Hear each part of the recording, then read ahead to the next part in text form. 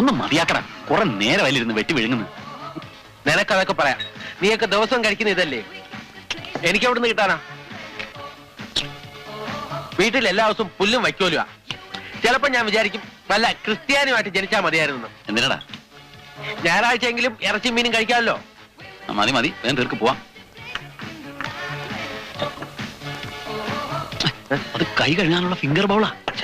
മണ്ടന്മാര്, ഈ നാരങ്ങ ഇതിനകത്ത് പിഴിഞ്ഞു വെച്ച് കുറച്ച് പഞ്ചാരയും കൂടെ ഇട്ടിരുന്നെങ്കിൽ നാരങ്ങ വെള്ളമായിട്ട് വിറ്റുകൂടായിരുന്നോ? എന്നാ കുടിക്ക്.